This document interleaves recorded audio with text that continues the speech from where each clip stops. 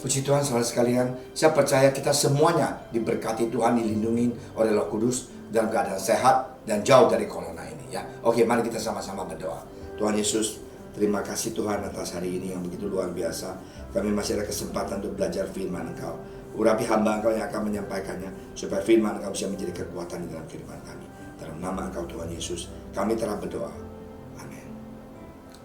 Saudara sekalian, puji Tuhan. Hari ini kita mau sama-sama baca firman Tuhan yang terdapat di Markus 15 ayat 21 ya. Johnny akan bantu kita baca dan kita akan nikmati firman Tuhan. Silakan John. Markus 15 ayat 21.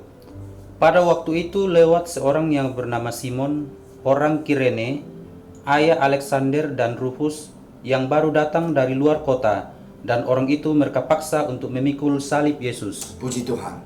Apa yang terjadi? Pada saat itu ada satu orang yang namanya Simon. Dia kemungkinan jalan menuju ke Yerusalem untuk merayakan apa? Paskah. Dan dia dari luar kota.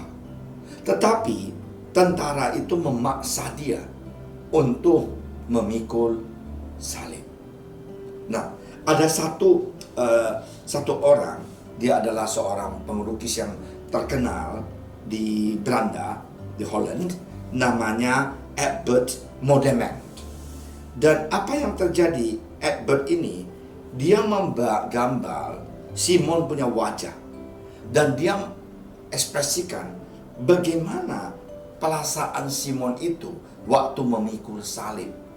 Di dalam wajah Simon itu kelihatan begitu beban berat dan air mata keluar. Karena apa? Karena dia lihat, dia bantu Yesus memikul salib Yesus.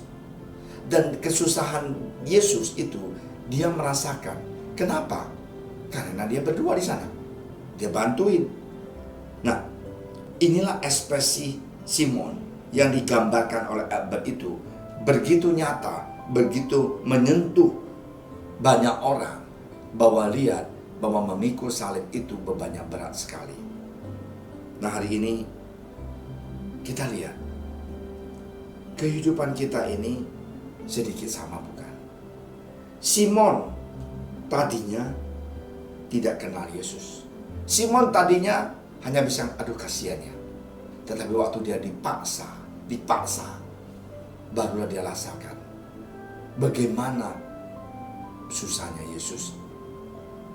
Dipukul, difitnah, dicambuk, dan suruh angkat salibnya menuju ke Golgota.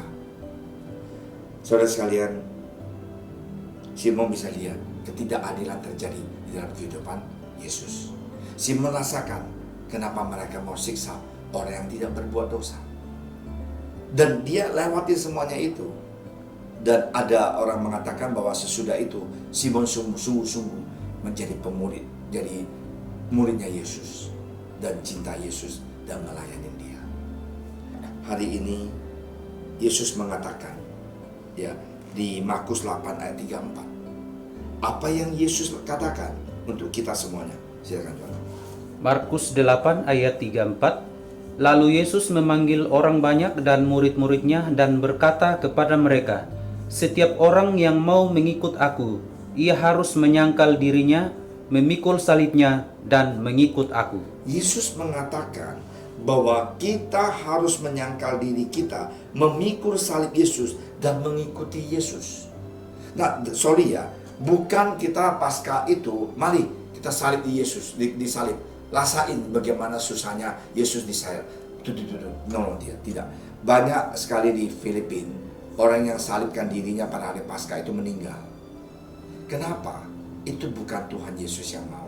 Apa yang dikatakan Yesus di sini, karena siapa yang mau setiap orang yang mau mengikut aku, ia harus menyangkal dirinya, memikul salibnya. Menyangkal dirinya, memikul salibnya itu bukan salib yang kayu itu, tapi kita punya beban, kita punya masalah, kita punya segala-galanya. Nah, harus kita menyangkal. Dengan kata lain, kita menaruhkan Yesus yang paling utama di dalam kehidupan kita. Kadang-kadang aku terharu ya. Saya kenal satu orang suami istri, istrinya udah meninggal. Dia di Australia, dia seorang pengusaha yang sukses. Aku berapa bulan yang lalu di sini, saya dengar ceritanya, saya sangat terharu. Dia punya uang semuanya itu, dia jual. Bahkan rumahnya dia jual. Dia tinggal di mobil. Untuk apa? Untuk memberikan semua harta dia itu untuk pelayan Tuhan. Wow, saya bilang sama istri saya, luar biasa ya imannya ya. Nah inilah orang yang kita lihat menyangkal dirinya itu hanya mikirin pekerjaan Tuhan, pekerjaan Tuhan. Jadi marilah kita belajar bagaimana menyangkal diri kita sendiri. Di sini katakan dan memikul salibnya. Salib Anda kemungkinan adalah anak-anak Anda. Salib Anda kemungkinan orang tua. Salib Anda adalah kemungkinan usaha Anda. Salib Anda kemungkinan keluarga besar Anda. Salib Anda kemungkinan sifat istri kamu yang tidak bisa berubah. Sifat suami kamu yang tidak mau berubah. Kita nggak tahu salibnya apa. Kemungkinan penyakit. Ya hari ini, Sabtu ini, Jumat ini kalau Tuhan mengizinkan, kita akan baptis seorang saudara seiman yang kita baru kenal, yang jatuh dalam motor dan dia mau dibaptis. Salib orang tuanya umur 75, masih mau mengurusin anak. Kadang-kadang saya sedih gitu. Tapi ingat, kita tidak bisa mengatakan Tuhan, tolong Tuhan, kasih salib aku yang ringan. Ya maunya sih begitu. Tapi kita tidak tahu. Marilah seberat apapun salib kita percaya. Dengan kekuatan aku tidak sanggup. Tapi dengan Dia yang memberikan aku kekuatan, aku pasti bisa melewati, memikul salib ini. Kemungkinan suami yang nggak benar, istri yang cerewet, anak yang nakal, orang tua yang nggak benar, dan segala-galanya. Tapi kita bawa dalam doa, kita percaya kepada Tuhan Yesus, kita cinta Dia, kita melayani Tuhan, kita mempunyai waktu bersama dengan Tuhan, mujizat itu pasti akan terjadi. Karena Yesus mengatakan, Dia tidak pernah meninggalkan kita yatim piatu. Yesus juga mengatakan, datanglah kepada aku, engkau yang letih lesu, bahwa aku ini ringan, kamu akan nikmati hidup dan berkat yang saya berikan buat kamu. May God bless you. Salib Anda berat, tapi Yesus lebih daripada segala-galanya. Yesus telah menang atas segala kesusahan, pergumulan, dan sakit penyakit Anda. Karena Dia telah menang dalam nama Tuhan Yesus. Mari kita berdoa. Terima kasih Tuhan atas firman Engkau yang begitu luar biasa. Tuhan, waktu kita memikul salib kita, ikutin Engkau Tuhan. Kadang-kadang berat Tuhan. Terima kasih Tuhan atas kesusahan itu, dan kita bisa menang. Terpujilah nama Engkau Tuhan. Terima kasih Tuhan. Kami percaya di dalam kesusahan, pergumulan, Engkau tidak pernah meninggalkan kami. Engkau memberikan kami semangat dan kekuatan. Terima kasih ya Bapa. Di dalam nama Engkau Tuhan Yesus kami telah berdoa.